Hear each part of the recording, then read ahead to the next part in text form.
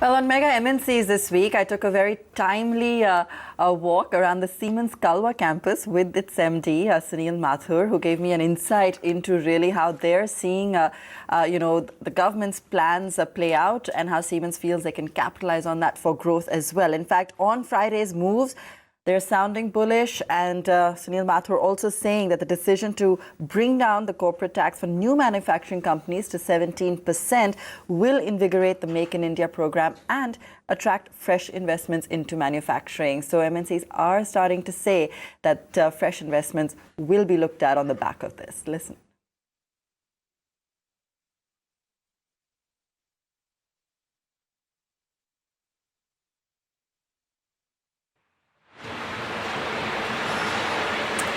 So this is the digitization factory, one of its kind. I think there are only three of its like in the world. That's right. So we are very proud of this. Yes. Yeah.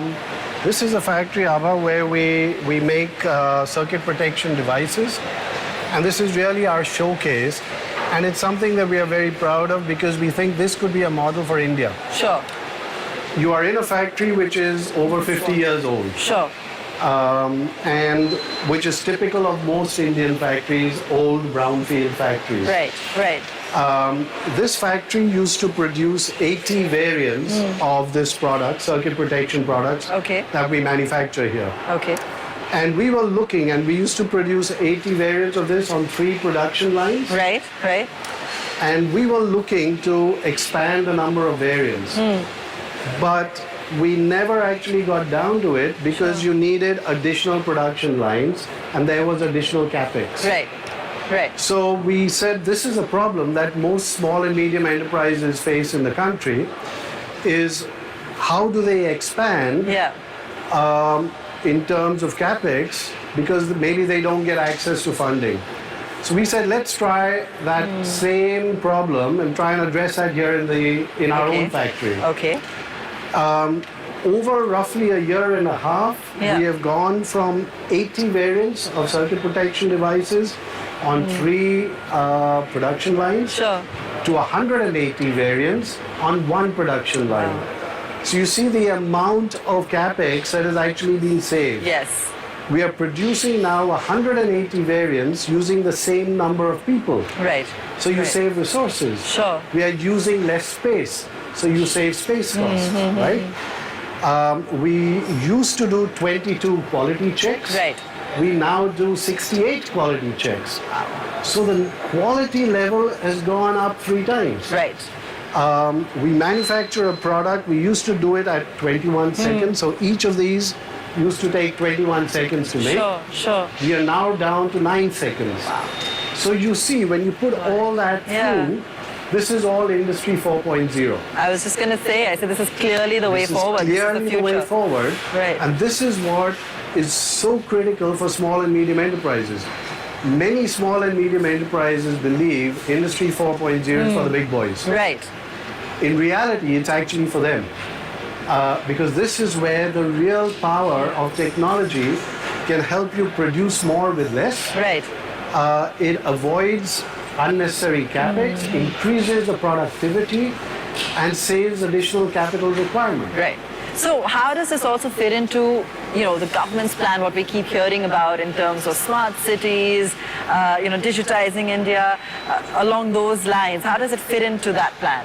Oh, absolutely. So Industry 4.0 can be applied basically to any vertical that you're looking at. Okay. So whether you are in food and beverages, pharmaceuticals, whatever, the key is, can I get the maximum flexibility with the highest level of quality and with the best performance levels? And that can be applied to smart cities, can be applied to manufacturing, can be applied to electrical equipment, to every single sphere of life.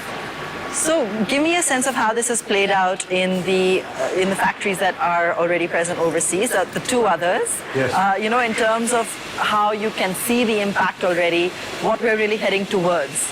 So when you apply this, we have a factory in Germany that has a productivity and a quality level of 99.99%. Okay. Right?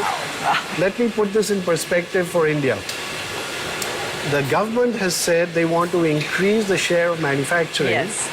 from 15% of GDP to 25% of GDP. GDP today around $2 trillion, 15% is $300 billion. Growing at 7 or 8% very quickly. For argument's sake, you get to 4 trillion. Let's talk about 5 trillion after that, but say 4 trillion just for calculation purposes.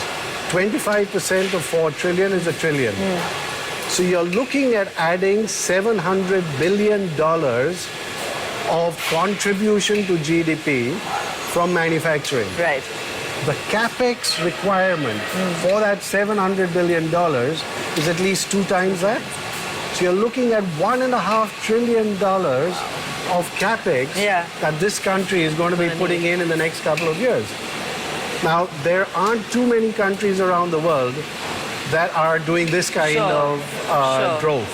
So it is an imperative for Indian companies to be able to get that technology to become globally competitive.